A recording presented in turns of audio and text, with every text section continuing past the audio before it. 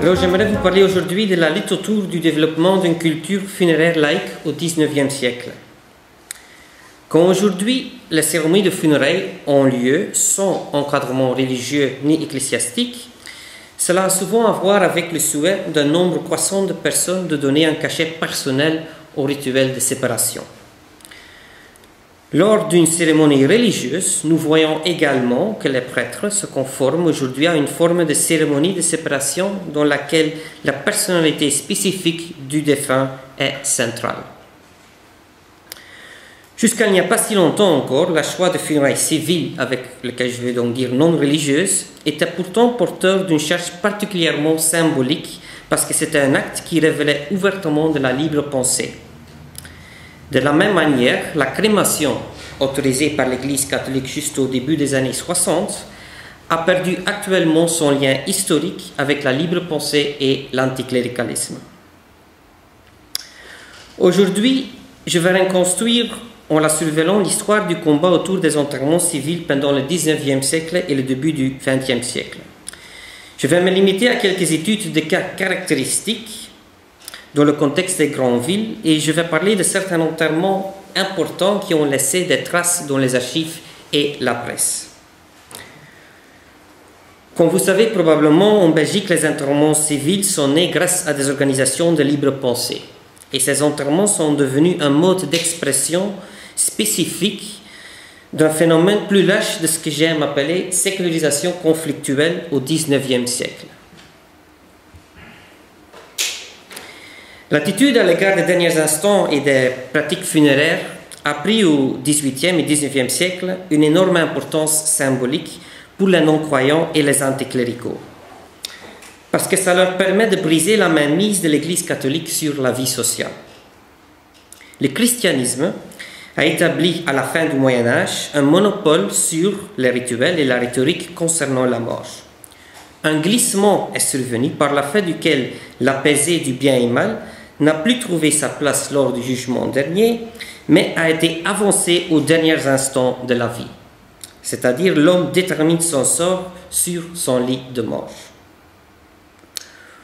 Au milieu du XVIe siècle, le Concile de Trente a institutionnalisé l'exercice des derniers sacrements. Et comme ça, le Concile a renforcé par là l'importance des prêtres une fois la dernière heure venue. Les derniers sacrements, avec la confession, la dernière communion et l'extrême-onction, procurent aux mourants une bonne mort au sein de la doctrine catholique et le protègent des ultimes tentatives du diable. Certains, parmi les moins jeunes au sein du public, se souviennent peut-être encore de l'impact des scènes où un prêtre, après une procession publique, administre les derniers sacrements aux mourants. Au XIXe siècle, à une époque où se manifestait une tendance croissante à la sécularisation, l'Église s'en est souvent tenue à une rhétorique et une stratégie d'intimidation. Les derniers sacrements ou les funérailles religieuses étaient refusés à des non-croyants, c'est-à-dire des libres penseurs baptisés, des athées ou des indifférents qui mouraient hors de l'Église, et à des personnes indignes, ceux à qui, pour des raisons canoniques, un enterrement religieux était refusé, comme les suicidés et les pécheurs publics. À ces citoyens était alors refusé le cortège d'usage vers l'église, la messe de requiem, mais aussi le cortège vers la tombe accompagné des prières pour le salut de leur âme. Il aboutissait directement dans une partie non consacrée du cimetière catholique, appelée dans le langage populaire le trou aux chiens. Cela suscitait souvent l'indignation et un sentiment de honte aux familles. De vives confrontations entre des familles et le clergé local autour de la mort et de l'enterrement ont eu lieu dans nos provinces quand la Belgique faisait encore partie du Royaume-Uni des Pays-Bas sous Guillaume Ier d'Orange. Des citoyens français qui, pendant le régime français, avaient exercé une fonction importante et des Français qui avaient été bannis par le régime réactionnaire de la Restauration jouait un rôle important dans la vie culturelle du Royaume-Uni des Pays-Bas. Le lit de mort de quelques-unes de ces figures a initié des confrontations animées avec les religieux parce qu'il n'était pas clair de voir si ces partisans de la Révolution française avaient refusé consciemment ou non les derniers sacrements. Le haut clergé et les religieux locaux n'ont pas toujours choisi la ligne dure pour éviter des controverses. C'est ainsi qu'après avoir pris largement des informations, l'archevêque de Malines a décidé en 1826 de permettre l'enterrement religieux à l'ancien jacobin et peintre révolutionnaire Jacques-Louis David. David avait connu une grande période de succès sous Napoléon. Il était tombé en disgrâce après la chute de l'empereur. Le peintre a fini par s'établir en exil en 1816 à Bruxelles et il n'a pas reçu, comme il fallait s'y attendre, les derniers sacrements. Selon les informations rassemblées par le prêtre de la paroisse, il semblait que David ne s'est jamais exprimé à Bruxelles de manière négative sur la religion catholique. Et il avait été vu plusieurs fois à l'église. À l'archevêché de Malines, on était effrayé par l'émotion qu'un refus de funérailles religieuses pouvait causer à propos de pareilles figures publiques. À Liège, par contre, le refus d'entrer religieusement un autre Français avait déjà conduit à pas mal de bruit. Louis-Pierre Saint-Martin était un ex-religieux qui avait été conquis par les idées de la Révolution française. Il s'était marié et il était devenu finalement juge. Il était arrivé à Liège sous l'Empire, il était devenu conseiller de la Cour de justice. Sous le gouvernement hollandais, il est retourné dans la cité ardente et il a repris sa fonction. On ne sait pas clairement si Saint-Martin n'a pas reçu les derniers sacrements parce qu'il les avait refusés consciemment ou parce qu'il était mort subitement. Un enterrement religieux lui a été en tout cas refusé par Jean-Arnaud Barret, le vicaire général de Liège, et à partir de 1833, l'évêque de Namur. Barret a mis à la porte quelques proches de Saint-Martin lorsqu'il avait demandé d'enterrer religieusement le prêtre René Jean. Le magistrat français est donc volontairement porté en tombe civilement, ce qui a provoqué bien sûr de fortes émotions dans la presse libérale. Saint-Martin est un franc-maçon.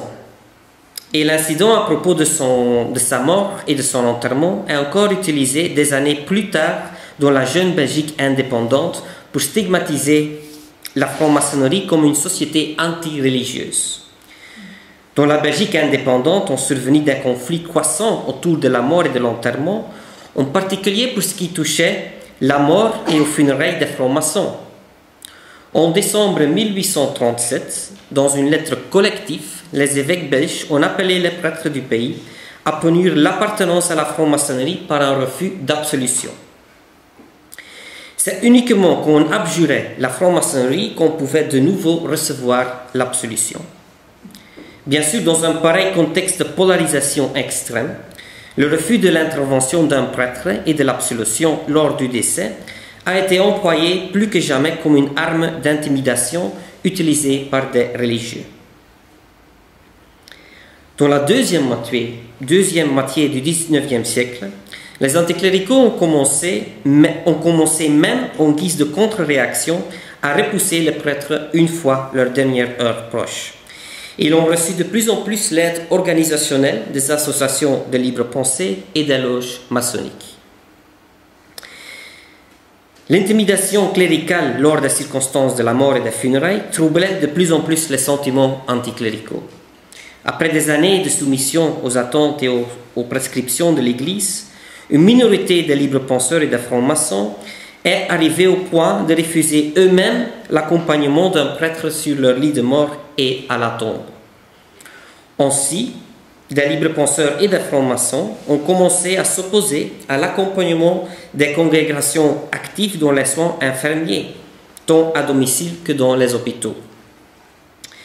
À partir des années 1880, les organisations de libres penseurs et des loges maçonniques ont pris les premières initiatives locales pour la formation de personnel soignant laïque. On peut citer le chef de file socialiste et le libre penseur César de Pape, qui a milité déjà en 1880 pour la laïcisation complète du personnel hospitalier en Belgique, mais encore sans grand succès.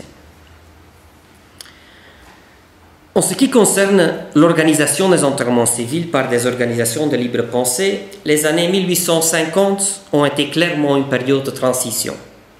Les années 60 et 70 ont été par contre un moment de basculement décisif.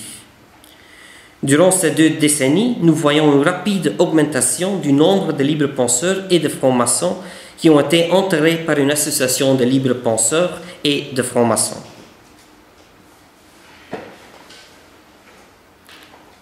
La caractéristique la plus importante des funérailles de ce type était naturellement l'absence de prêtres et de symboles chrétiens.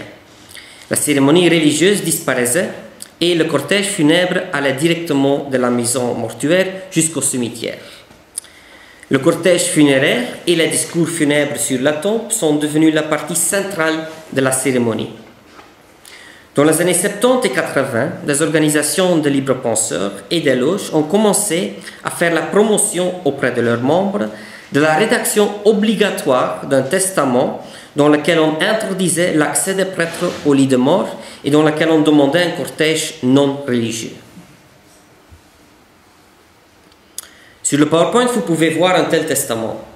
Celui d'un membre du Socialistische Vrijdenkersbond de Gand en 1894, dans laquelle celui-ci s'exprimait sa volonté de vouloir mourir comme libre penseur et être enterré suivant une formule juridique fixe.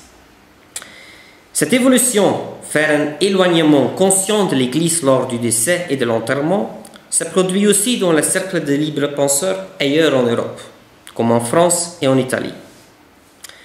Je vais aborder aujourd'hui plus profondément la manière dont s'est concrétisée cette évolution dans la capitale de Bruxelles et les chefs-lieux de province ou d'arrondissement tels qu'Anvers, Gand, Liège et Charleroi, avec aussi une attention particulière sur quelques faubourgs et quartiers dans le bassin industriel de Liège et de Charleroi.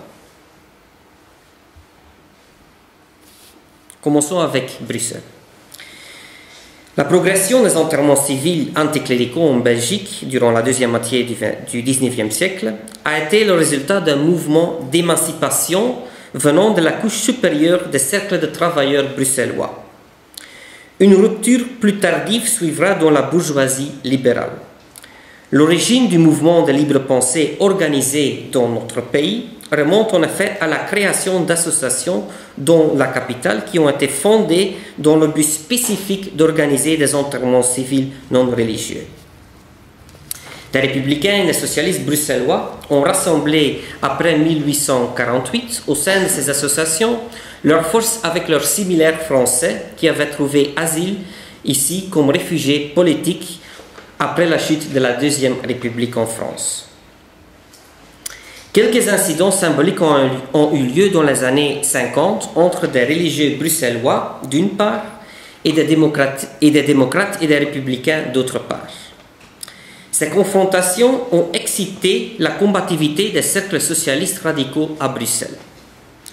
En 1852, par exemple, un républicain français, Étienne Dubief, qui avait été banni du Second Empire après le coup d'État de Napoléon III, souhaitait un enterrement civil. Les fabriques d'églises bruxelloises ont refusé de mettre à disposition le matériel sans lequel le cercueil avec la dépouille de l'exilé était nécessairement porté au cimetière sans brancard. À d'autres moments, les portes du cimetière étaient fermées pour un cortège funèbre civil et le service d'ordre local devait intervenir pour pouvoir passer à la mise en terre. Le tailleur Nicolas Coulon, le cordonnier Jan Pellerin et l'imprimeur Désiré Brismé étaient actifs depuis 1848 dans une fédération de coopératives ouvrières appelée la Réunion fraternelle. Les incidents lors des funérailles civiles aiguisaient la compétitivité anticléricale chez ces socialistes républicains. Et ce trio a décidé, avec d'autres membres de la Réunion fraternelle, de fonder une nouvelle organisation pour promouvoir et organiser des enterrements non religieux parmi les classes populaires. Il vaut la peine de s'arrêter un moment sur la carrière de Coulon, Brismé et Pellerin dans le mouvement ouvrier belge débutant. Le liégeois Coulon s'est installé à Bruxelles comme tailleur en 1836. Il a édité à Bruxelles le journal Le Solidaire.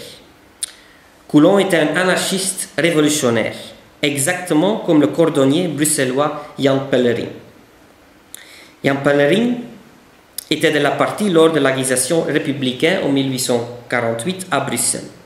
Et comme directeur des enterrements de l'affranchissement, il prenait souvent la parole lors des funérailles civiles. Brismé, Désiré Brismé, le troisième, était un imprimeur qui a fini en prison en 1856 pour un article critique sur la monarchie belge.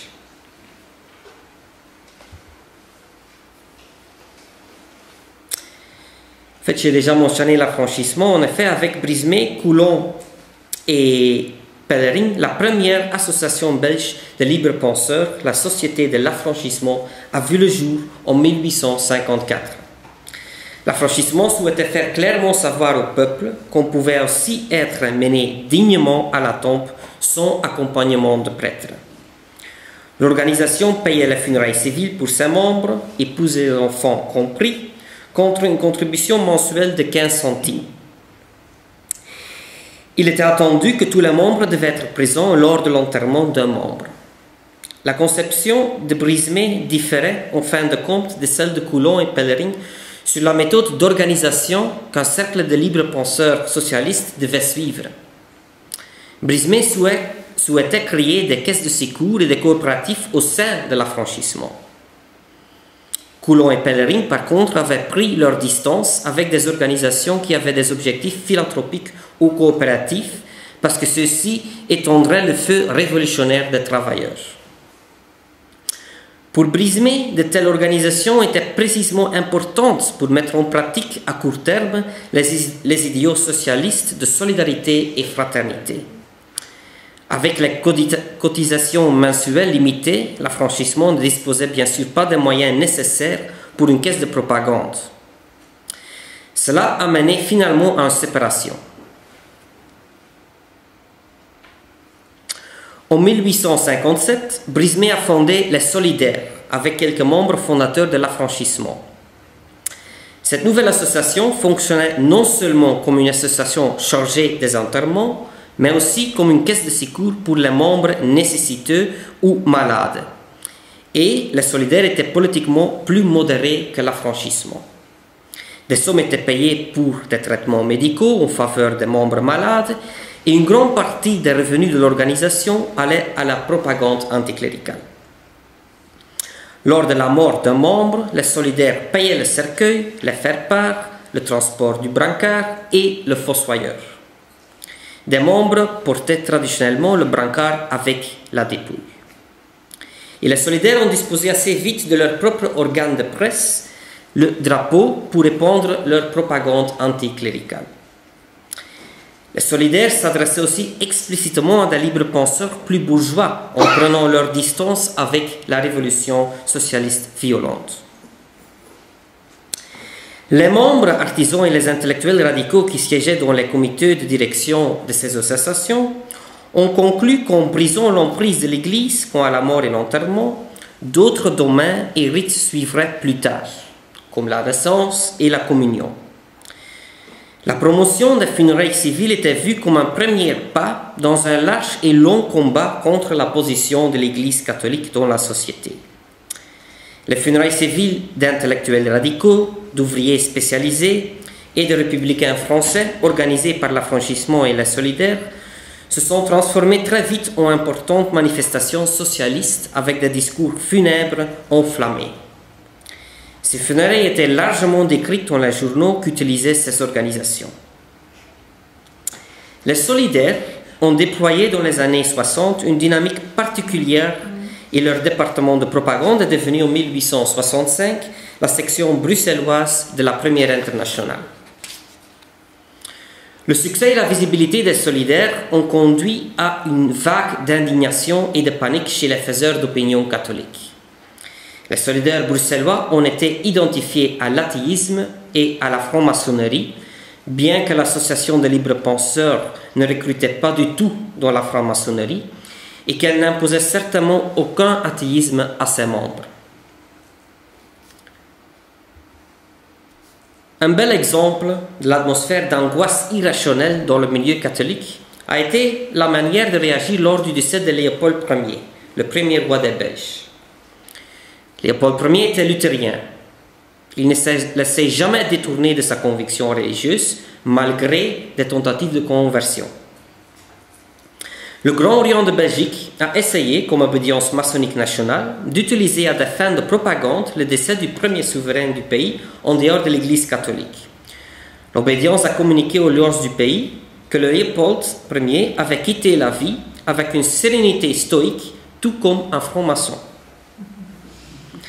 Des journalistes et faiseurs d'opinion catholiques intransigeants ont réagi de manière extraordinairement scandalisée face à cette communication du Grand Orient, parce que selon eux, elle suggérait que Léopold était mort comme les solidaires, c'est-à-dire ouvertement comme un libre penseur, indifféremment à toute considération religieuse. Détail piquant, ce n'était pas un secret pour personne que Léopold détestait les associations de libres penseurs et qu'il craignait que celles-ci ne précipitent la civilisation dans la barbarie. Dans un pareil contexte de polarisation et de démonisation, il était logique que la funéraille civile de figures publiques appartenant à la haute bourgeoisie libérale enflammait assez bien les esprits. Par exemple, Pierre-François Van Menen a été un des premiers descendants de la bourgeoisie libérale bruxelloise à mourir consciencieusement hors de l'Église et à se faire enterrer civilement.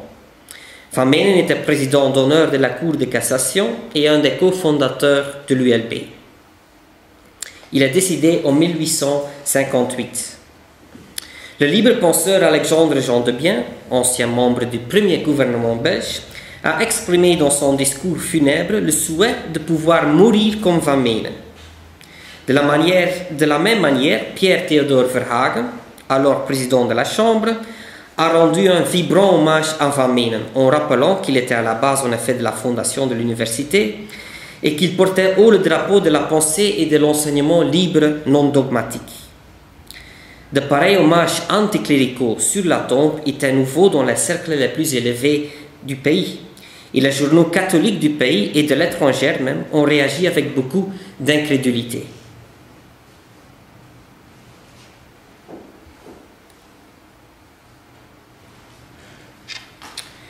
Le lit de mort et le cortège civil de Pierre Théodore Verhagen ont eu quelques années plus tard un impact social et psychologique encore bien plus grand. Verhagen avait été durant des années président de la Chambre des représentants et grand maître du Grand Orient de Belgique, le plus éminent franc-maçon du pays. Le souhait de Verhagen en 1862 de mourir à l'extérieur de l'Église est devenu, comme un acte symbolique de la résistance à l'intrusion cléricale, une véritable borne dans la mémoire collective du mouvement des libres penseurs bruxellois. Ça a été aussi un moment décisif d'un point de vue organisationnel. Sur le PowerPoint, vous voyez l'imposant monument funéraire financé par la franc-maçonnerie qui a été érigé pour Verhagen. Verhagen a écrit un dernier document reprenant sa dernière volonté après un incident avec une servante qui avait tenté de faire venir un prêtre pour une dernière confession. Verhagen a interdit à tout membre du clergé catholique de s'approcher de lui. Il a rédigé ce document en présence de quelques amis et de frères en loge. Il a aussi choqué sa pieuse belle-fille et son fils. Finalement, il a rédigé un véritable testament formellement authentifié. Et dans ce document, le mourant disposait qu'il désirerait ses héritiers s'il s'opposait à sa dernière volonté, s'il allait chercher un prêtre ou organiser un service religieux. Les solidaires n'ont pas organisé le cortège, mais l'association a quand même décidé d'être présente d'une manière bien visible. La succession de nombreux francs-maçons avec leurs insignes caractéristiques et de nombre de solidaires et de membres des solidaires, moins aisés bien sûr, à travers les rues de la capitale a suscité un énorme sentiment d'horreur dans la presse catholique. Les membres des Solidaires ont été en effet estampillés par des journalistes catholiques comme une bande d'ouvriers étourdis et crapuleux. En insistant sur la participation d'ouvriers des Solidaires, la presse catholique souhaitait jeter le discrédit sur les anticléricaux bourgeois de la franc-maçonnerie. En effet, les véritables pionniers dans la lutte pour les enterrements non religieux étaient à trouver parmi le mouvement ouvrier. Et la plupart des figures du milieu de Veragen ne souhaitaient pas être identifiées avec celui-ci. Et il n'était pas rare que la bourgeoisie progressiste regardait les enterrements non religieux avec quelque condescendance. Peu après les funérailles de Veragen, à l'initiative d'Henri Berger, professeur à l'Université libre de Bruxelles, a été fondée la Libre Pensée, pour faire pénétrer l'usage des funérailles civiles dans la bourgeoisie libérale anticléricale. La Libre Pensée a été créée 6 semaines après le décès de Veragen par une quarantaine de professeurs, des hommes de lettres et des commerçants. Elle avait un lien étroit avec la franc-maçonnerie bruxelloise, et la Libre Pensée s'attelait explicitement à s'adresser aussi aux femmes qui, dans leur qualité de mère ou d'épouse, persuadaient encore souvent, avec l'aide d'un prêtre bien sûr, leur mari ou leur fils de mourir au sein de l'Église. La Libre Pensée a eu immédiatement un succès remarquable. La cotisation était remarquablement plus élevée que dans les associations de libres penseurs socialistes. Et la direction accordait énormément d'importance à la respectabilité, la visibilité et à un haut statut social.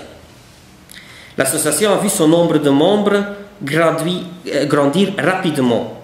Et elle s'est occupée déjà dans la première année de son existence des funérailles de Carlo Armelini. Carlo Armelini était un des dirigeants de la République romaine. Et la République romaine a été proclamée à Rome en 1848 après la révolution contre l'emprise cléricale et la fuite du pape. Après le retour du pape Pius IX, Armelini s'est tiré d'affaire en s'exilant en Belgique. Le secrétaire de la Libre Pensée a pris la parole sur sa tombe et le président Henri Berger a entouré le corbillard avec d'autres personnes en vue. La Libre Pensée déployait également une intense activité comme association de propagande et publiait pas mal de brochures. Au sein de la maçonnerie bruxelloise, les sentiments anticléricaux concernant la mort et l'enterrement ne sont devenus que plus forts dans les années 70 après le scandale de l'enterrement de Veragen. En 1876, la principale loge de Bruxelles, les Amis Philanthropes, a même décidé que l'atelier pouvait être représenté uniquement lors des funérailles civiles et plus lors des enterrements catholiques. Après le succès de l'aile bourgeoise du mouvement de libres penseurs dans les années 70, la participation d'hommes politiques éminents et d'autres figures publiques à des funérailles non religieuses a été importante pour la normalisation et la respectabilité de telles funérailles. 2 fondateurs éminents de la nation belge, Alexandre Jean Debien et Eugène Defac, ont été inhumés civilement. Jean Debien avait été ministre de la Justice et Defac secrétaire général de la Justice dans le premier gouvernement belge. Et tous les deux avaient siégé au Congrès national. Des notables des plus hauts cercles politiques ont été présents aux funérailles de ces 2 hommes.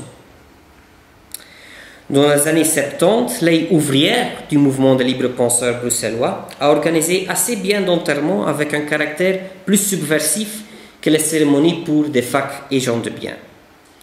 Par exemple, les Solidaires ont organisé assez bien de funérailles pour les anciens participants à la Commune de Paris, pour lesquels l'association utilisait un poêle rouge spécial.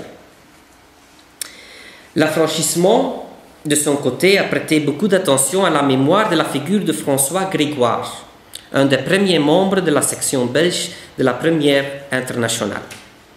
Il était une figure connue dans le mouvement des libres penseurs parce qu'il avait été condamné à payer une amende pour une agression verbale sur un religieux qui s'était manifesté lors des funérailles civiles de son épouse en 1874. La normalisation des funérailles non religieuses a finalement convaincu le collège communal de Bruxelles, dans les années 70, d'organiser lui-même un service d'enterrement avec ses propres corbillards pour ceux qui souhaitaient être entrés non religieusement, pour autant qu'ils n'étaient pas membres d'une association de libre pensée. De ce fait, le rôle de la libre pensée comme entreprise d'enterrement a perdu presque toute son importance. En 1882, en effet, la libre pensée a vendu son corbillard. Entre-temps, le rôle de l'Église dans l'enseignement, comme vous savez, était devenu un point de friction beaucoup plus important dans la lutte entre les cléricaux et les anticléricaux. On peut dire que pendant les 2 dernières décennies du XIXe siècle, les funérailles civiles de dirigeants libéraux et socialistes en Bruxelles n'ont soulevé que peu d'agitation et de critiques dans la presse et en rue. Néanmoins, nous ne pouvons pas surestimer la part des enterrements civils dans la capitale belge dans le dernier quart du XIXe siècle. Avant la Première Guerre mondiale, le service des enterrements de la ville n'a jamais organisé annuellement plus de 300 enterrements civils, alors que le nombre annuel de décès oscillait autour de 5000. Cependant, la sortie des funérailles civiles hors de l'atmosphère de scandale a constitué une donnée que le mouvement de libres penseurs bruxellois mettait en valeur sur la scène internationale. En 1880, un congrès international des libres penseurs a été organisé à Bruxelles, à l'occasion duquel a été fondée la Fédération internationale des libres penseurs, avec des délégations de libres penseurs venus de toute l'Europe et des États-Unis.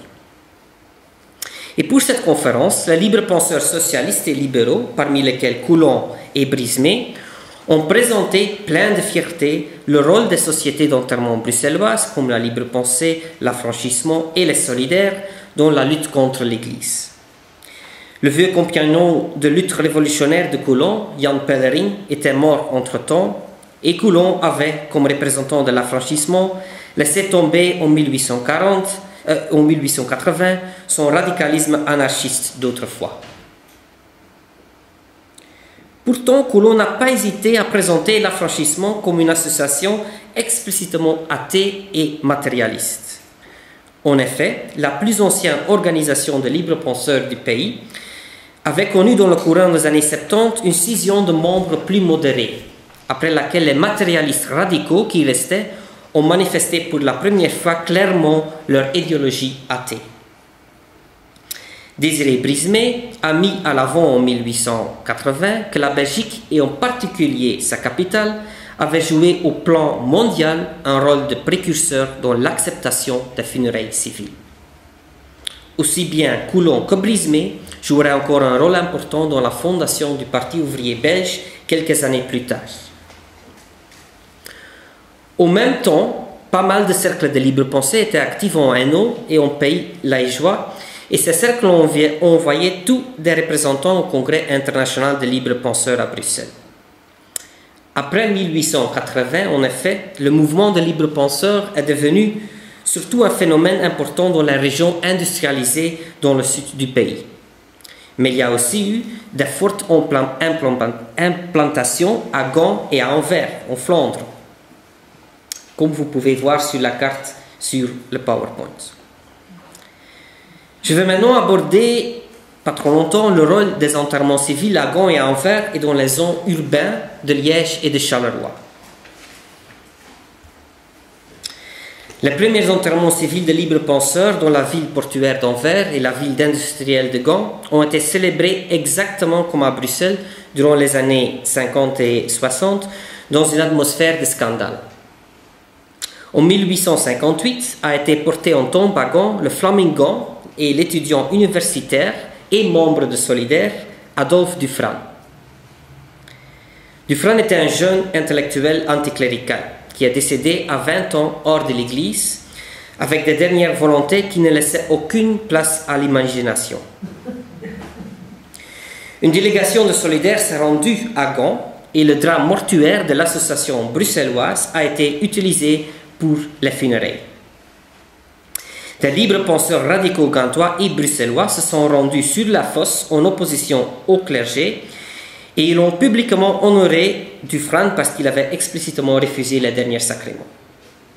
Pareil radicalisme chez la jeunesse et une tonalité ouvertement libre penseuse venant du mouvement ouvrier ne s'était jamais vu dans la ville de Gand. Dufront a été enterré dans ce que la parole populaire appelait le trou aux chiens. Les catholiques gantois ont poussé des autres cris et le recteur de l'université s'est vu contraint de prendre ouvertement sa distance avec ce qui s'était passé. Le gouverneur de la province de Flandre orientale a même souhaité une suite juridique pour les discours anticléricaux. Il craignait, et je cite, une agitation socialiste due des infiltrations bruxelloises. À Anvers, par contre, c'est l'enterrement civil de l'artiste peintre Joseph Lys qui a suscité des troubles. En 1865, Lys jouissait d'une réputation européenne comme peintre. La police n'a pas réussi à garantir l'ordre au cimetière du Stuyvenberg à Anvers. Et le fait que cet artiste renommé allait dans un coin isolé du cimetière a suscité des discussions au sein du conseil communal. Au niveau de l'organisation, la libre pensée bruxelloise a joué un rôle important dans la naissance de nouveaux cercles de libres penseurs dans les villes et les communes de la province. En 1864, la libre pensée bruxelloise a installé deux sous-sections à Anvers et à Liège. Et tous les deux ont obtenu immédiatement un grand succès. En 1867, la libre pensée de Vrije Gedachte anversoise est devenue indépendante de l'association mère. Et grâce à de Vrije Gedachte, les funérailles civiles étaient devenues, vers 1880, une pratique assurée dans une partie de la bourgeoisie de la cité scaldienne. Il n'a presque plus été question d'incidents à ce propos. La pompe et l'ampleur du cortège civil de l'ancien bourgmestre d'Anvers, Jan van Rijswijk, en 1906, ont démontré bien qu'au tournant du siècle, les funérailles civiles étaient aussi complètement sorties de l'atmosphère de scandale pour la bourgeoisie libérale dans la ville flamande. 10 000 citoyens se sont rassemblés dans la rue pour le cortège civil du populaire ancien bourgmestre, comme vous pouvez voir sur la photo. Et à l'hôtel de ville d'Anvers, une imposante couronne de deuil de la loge maçonnique de Van Rijswijk avait pris la place d'une croix.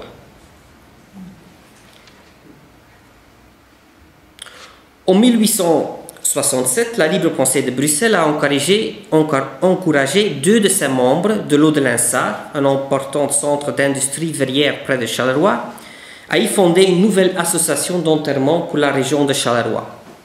De ce fait, en 1868 est née la Société des rationalistes de l'Eau de l'Insart.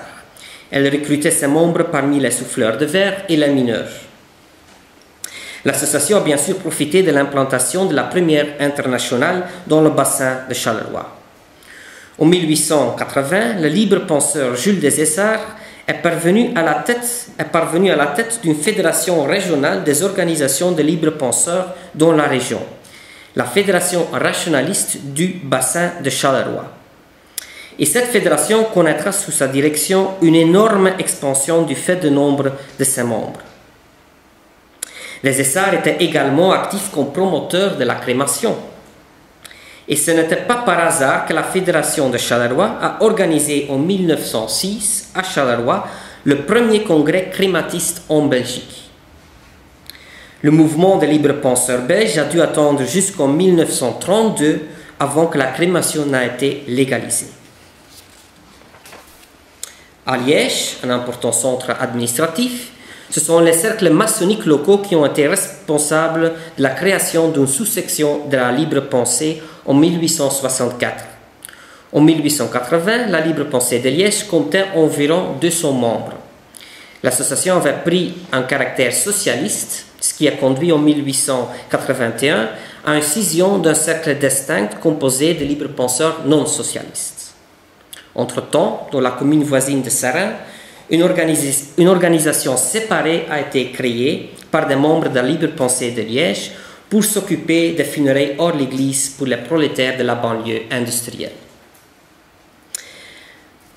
À Anvers et à Gand, en comparaison avec Bruxelles, étaient nées relativement tard des associations socialistes qui se sont occupées de l'organisation des funérailles civiles. Juste autour de l'année 1880 sont apparues des organisations socialistes de libres penseurs durables avec des fonds pour les enterrements civils. Et le nom de Solidaire était devenu presque synonyme de libre pensée socialiste. Ce n'est donc pas un hasard qu'aussi bien l'association gantoise que l'anversoise ont choisi pour le nom Solidaire. Les solidaires d'Anvers sont devenus assez vite plus actifs que leurs pendants bourgeois de Vrijgedachten. En 1883, les solidaires gantois ont pris le nom de Socialistische Vrijdenkersbond. L'association des libres penseurs s'est jointe au Parti socialiste gantois et les solidaires anversois avaient aussi un lien étroit avec le Parti socialiste. Le succès de l'association gantoise des libres penseurs, avec environ 500 membres au début du XXe siècle, avait beaucoup à voir avec le rôle de Aimé Bogaerts. Bogaerts a joué pour Gand et ses environnements un rôle d'organisateur, d'activateur et de propagandiste inlassable, tout à fait à l'instar de Jules Desessarts dans le bassin de Charleroi. Ceci n'a pas empêché qu'à Gand, le nombre de funérailles civiles dans le dernier quart du siècle ne représentait, tout comme à Bruxelles, qu'une fraction du nombre total de mises en terre, et qu'également au sein du dynamique mouvement socialiste gantois, un cortège funèbre hors l'église est demeuré une grande exception. Les données chiffrées sur les enterrements civils tenus à jour par les autorités ecclésiastiques indiquent que dans les années 70 et 80, le nombre d'enterrements civils à Gand représentait à peine 2% du nombre total des enterrements dans la ville. Jusqu'à la Première Guerre mondiale, l'association des libres penseurs gantois n'a jamais organisé plus de 20 enterrements par an. Le cercle des libres penseurs recrutait surtout dans les couches plus militantes l'avant-garde de la social-démocratie gantoise. La plupart des Gantois sont restés attachés à un enterrement religieux et cela ne changerait pas pendant l'entre-deux-guerres. Pour les bassins de Liège et Charleroi, nous ne disposons malheureusement pas suffisamment de chiffres fiables. Selon la propagande imprimée des libres penseurs, à la veille de la Première Guerre mondiale, à Souvray, une commune industrialisée du bassin de Charleroi, plus de funérailles civiles que de religieuses auraient déjà eu lieu.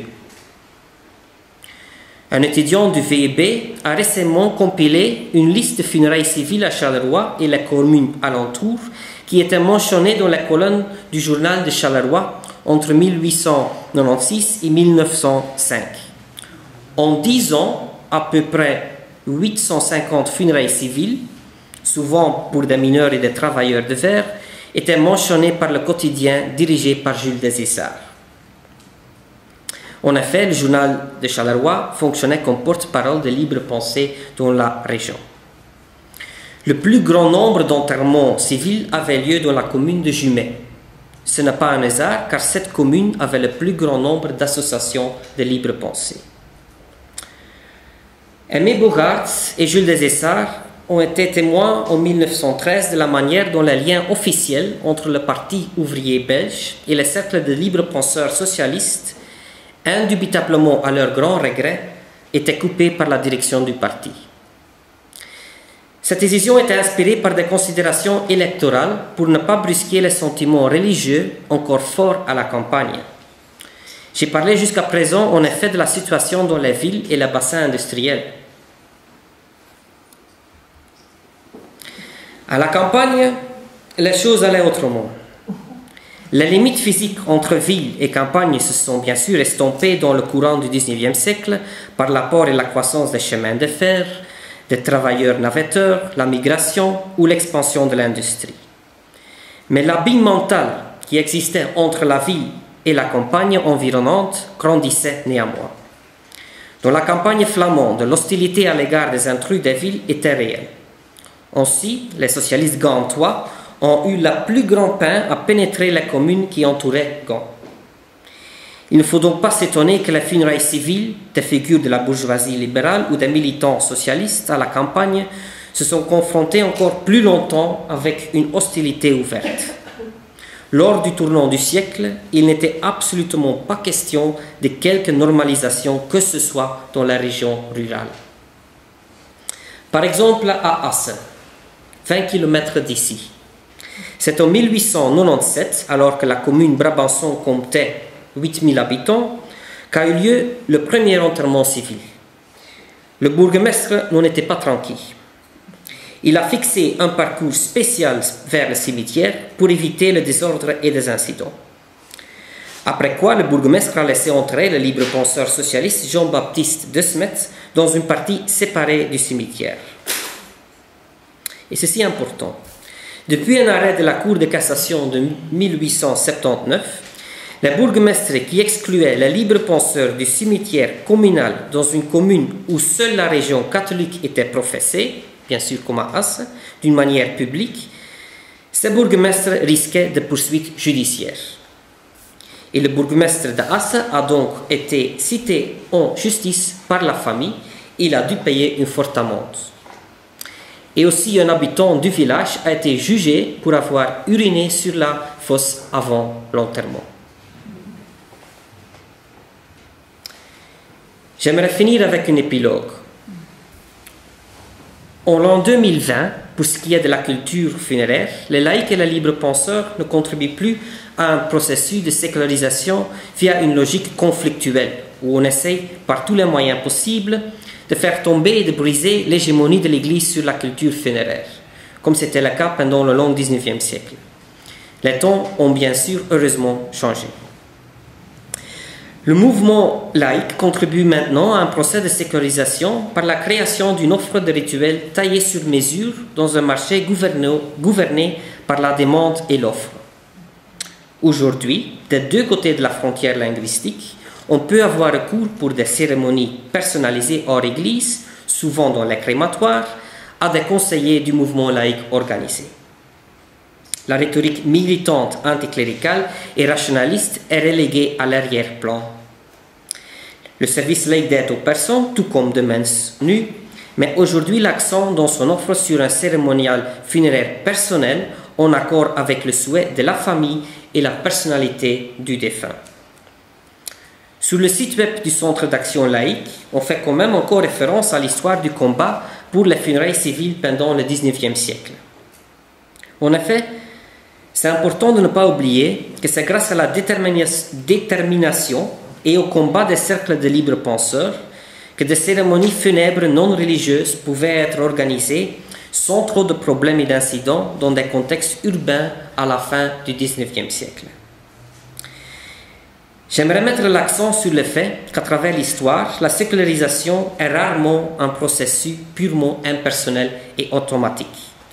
Souvent, c'est le résultat d'intenses conflits entre groupements et institutions religieuses et non religieuses pour le contrôle des domaines dans la société.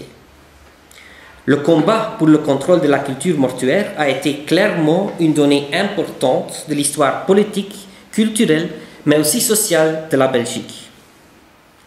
D'un point de vue local, la recherche sur les funérailles civiles est en tout cas particulièrement intéressante pour cartographier la tension locale et les rapports de force autour des notions comme la liberté de religion et les rapports entre Église et l'État, comme le cas de Asse en 1897 nous a montré.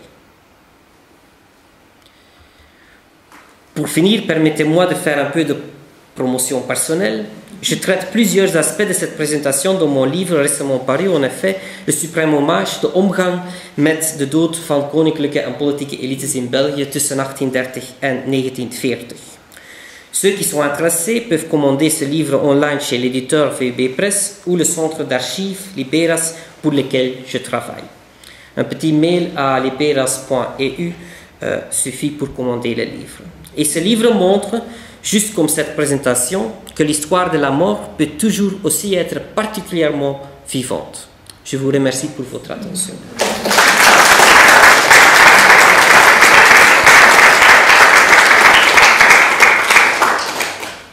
Merci beaucoup pour cette conférence illustrée de cas bien particuliers, tant au niveau des personnages que des associations. Je ne sais pas s'il y a quelques questions assez brièvement pour laisser le temps au dernier conférencier, évidemment. Il y a une toute petite conclusion générale. général. Je vois Jean-Paul Schumacher le bas levé. Moi, je vais merci pour cette conférence, surtout avec le lien au XXe siècle. Bon, moi j'habite un petit village de Luxembourg, au-delà d'Ardennes, bien plus loin, et déjà il y avait deux types de cérémonies, chez le curé, à l'église, et les autres, les civils, où c'était la musique, souvent libérale ou socialiste, qui accompagnait le corps du domicile jusqu'au cimetière, puis un petit discours à la fin. Maintenant, bon, les musiciens sont vieux, on n'y va plus, et évidemment ces cérémonies ont perdu de leur ampleur. Mais maintenant, vous l'avez signalé, le Centre d'action laïque organise des cérémonies. J'ai eu la chance de pouvoir officier dans ce type de cérémonie. Et là, on voit quand même un grand changement. Si même déjà, dans la cérémonie que vous citez dans mon village, c'était pas des libres penseurs, ni des francs-maçons, ça serait su, mais c'était simplement des païens, dirons-nous, des gens qui s'engueulent, comme vous dites, s'engueulent. C'est le cas d'aujourd'hui. Maintenant, effectivement, dans ces cérémonies laïques, c'est vrai que les familles s'adressent à nous et on ne rencontre pas forcément des laïcs, ni des athées, mais simplement des personnes qui ne veulent plus entendre parler du curé. Même quelquefois qui sont même un peu choqués d'entendre le mot laïque dans leur cérémonie. Donc c'est pour vous dire que maintenant on ne se cache plus et ce type de cérémonie, honnêtement, plus de succès. Les échos que j'en entends, c'est que les gens sont surpris, heureusement surpris de voir ce type de cérémonie, alors que souvent celle du curé, c'est un petit peu non personnalisé, c'est chaque fois le même texte qui est lu, je ne sais plus comment on appelle ça. Et tandis que bon, bien là, nous faisons l'effort de rencontrer des familles, de pouvoir expliquer, et même quelquefois, de plus en plus d'ailleurs, on a même des textes quelquefois écrits par le défunt, avant son décès. Voilà, ce n'est pas une question, c'est un complément d'information, c'est votre vie. Oui, merci. Ça confirme en effet que les funérailles laïques aujourd'hui ne sont pas du tout seulement pour des libres penseurs militants. C'est très vrai, bien sûr. Il me semble assez clair qu'au XIXe siècle, tout le monde ou presque était croyant ou au moins déiste, y compris les scientifiques, et même Théodore de Bâle, dont on dit qu'il allait à la messe tous les dimanches. Au fond, il était adogmatique, anticlérical, mais pas antireligieux. C'est vrai. C'est vrai. C'est vrai. C'est-à-dire, on ne peut certainement pas dire que Vraga c'est un athéiste, et comme j'ai aussi essayé de montrer, l'athéisme, on doit faire attention avec ce terme au XIXe siècle. Je dirais que seulement l'affranchissement comme société s'est exprimé ouvertement comme athéiste à un certain moment dans leur histoire, mais bien sûr, parmi la bourgeoisie libérale, on avait beaucoup de spiritualistes et d'athéistes, inclus bien sûr aussi les fondateurs de l'ULB.